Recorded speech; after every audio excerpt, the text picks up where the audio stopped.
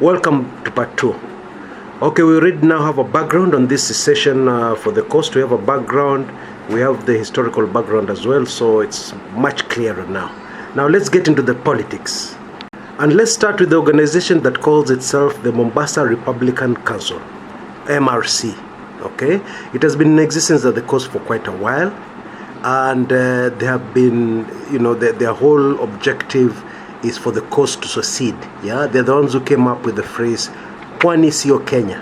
Yeah, and so Kenyans got very confused when the MRC came out with a statement recently saying that the plan, the Kingi, Joho, and the other opposition legislators' plan for secession is ill-advised.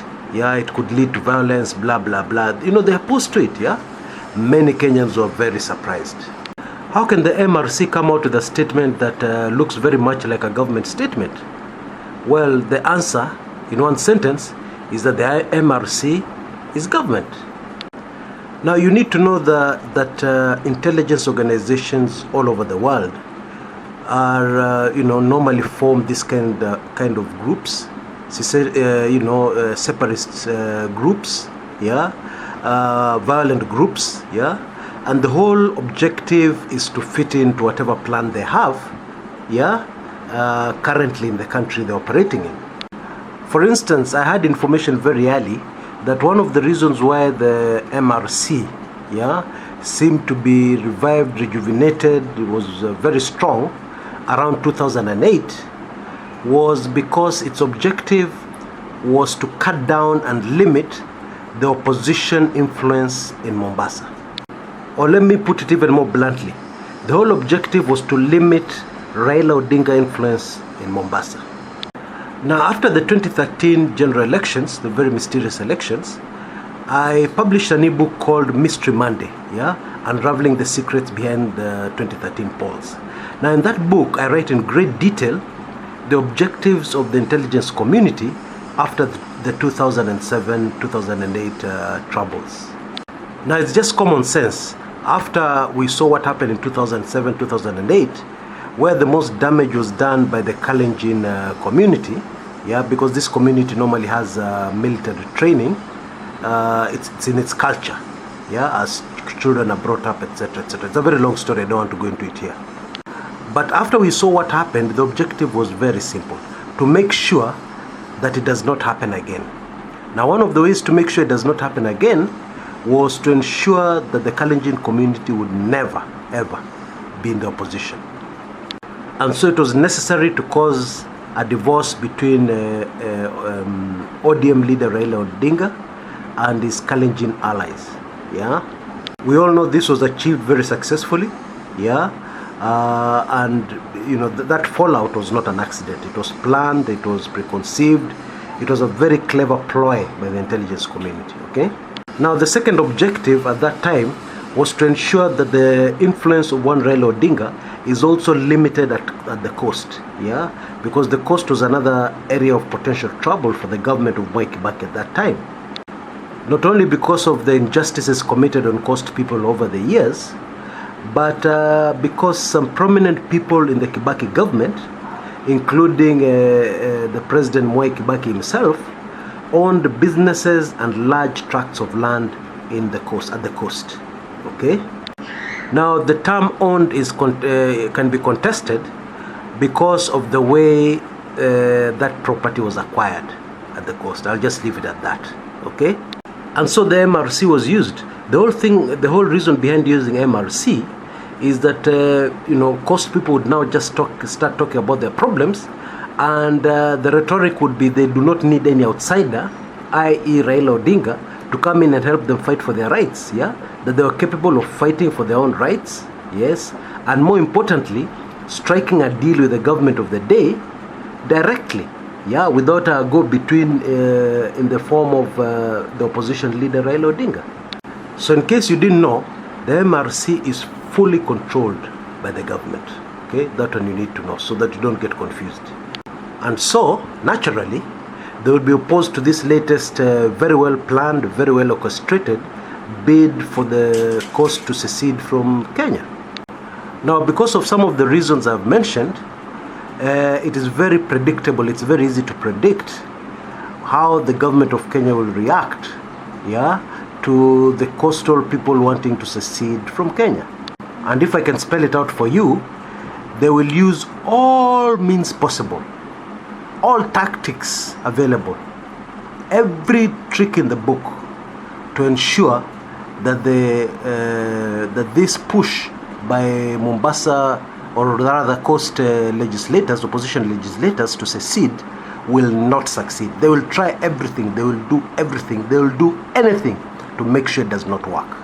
And that is why Kilifi Governor Amason Kingi knew what he was saying when he said that they are aware that there are a lot of obstacles on the way. They are aware that they're going to face formidable challenges in their bid to secede from the country called Kenya. And so the next question would be, will the government win? Or will Mombasa, or rather will the coast, succeed in seceding? Obviously it's going to be quite a battle. Because on one side, what the coast legislators have going for them is that they'll be using legal means, and legal means both locally and abroad. Yeah, international law and local law. Yeah, secession is in the Kenyan constitution, the 2010 Kenyan constitution. It allows for secession. Yeah, and secession is also in international law. Those are the two big weapons that the secessionists have going for them. Okay, and the truth is, the government will have a very hard time countering this. Yeah, the government will have a very hard time stopping this. It will really stretch the government, that is for sure, whatever happens. The truth is, most Kenyans, myself included, yeah, will be very quick to apply for citizenships in the new Republic of the Coast. Yeah, immediately it has any signs of success. Oh, a large part of the country will jump into that ship. And this is the major weapon the coast legislators have. Yeah, because they have the full backing of the NASA High Command. Indeed, I believe this is part of the plan, very well orchestrated, very well thought out plan by NASA to resist, yeah, the current very illegal, illegitimate, harsh, draconian government. Now you'll remember in an earlier recording I said that the advisors that Honorable Raila Odinga has, yeah, the think tank that is being used by NASA, is like no other seen in these shores in the history of the country called Kenya. Yeah, it is like none other. Yeah, I mean, those guys are on top of their game. They have experience, they know the soft underbelly of the government, they know which weak points to attack, they know exactly what kind of reaction to expect, etc., etc. Yeah, in my view, the biggest challenge, or the biggest obstacle to Jubilee retaining their stronghold, their illegal stronghold over Kenyans, is that think tank. And of course you can have the best think tank, but then the circumstances and the environment are not conducive. But then the advantage this think tank has is that they're operating on momentum. You know what momentum am I talking about? The momentum of a vast majority of the people of Kenya who are just fed up. It's as simple as that. They're fed up of lies, they're fed up of fraud, they're fed up especially of electoral fraud. And Jubilee has made the matters worse, yeah, by trying to push numbers down our throats, yeah, 7 million, based on nothing. Actually based on empty polling stations. I mean, this thing is so obvious, yeah. You have polling stations crowded with long lines, and then you produce 8 million votes, yeah. Then 2 months later you have empty polling stations, yeah. Empty polling stations. Some polling stations no voting took place. Some polling stations 2, 3, 4, 5 people voted, yeah. And then you have the audacity to come and tell us you got 7 million plus votes. Aye, hiyo kwenda ambia ndege. So what I'm saying, the government has just added insult to insult, yeah. Or let me put it even better, yeah. The government has just rubbed salt in wounds, raw wounds, yeah.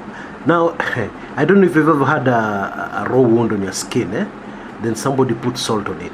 Hey, the pain, yeah, it just aggravates the pain, it accelerates the pain, etc., etc. Yeah, so this is what has happened to Kenyans. So those Kenyans who are fed up before 26th of October are now fed up. There's no English word. They're fed up 1,000,000 times. They're fed up 100-fold, yeah, than they were before the 26th of October.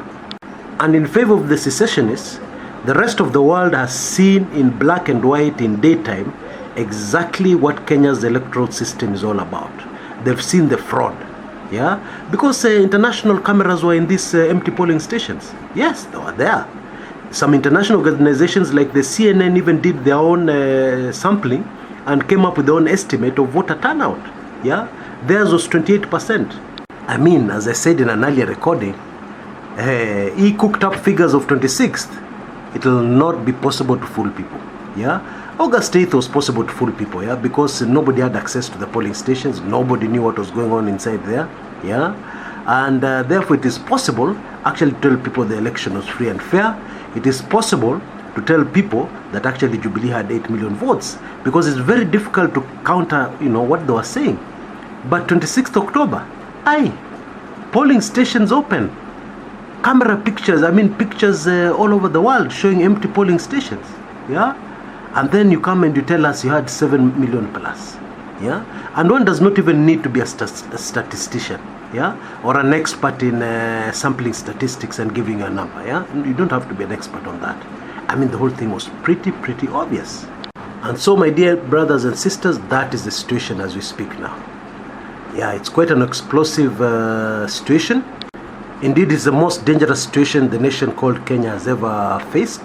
Yeah, but that's what we have. Now, in the next episode, I will tell you why economic boycott is much more effective than all the guns and bombs that Kenya has at the moment. Yeah, it is very effective. Of course, many people have had doubts. Many NASA supporters have had doubts whether this economic boycott thing will work. But I think with the information I'm going to give in the next episode, you're going to change your mind. Yeah, so see you there in a little bit. As usual, you know the drill. Click on the link on your top left-hand corner. As soon as that video is ready, you'll be able to go straight to it. This is Kshs Kumekucha.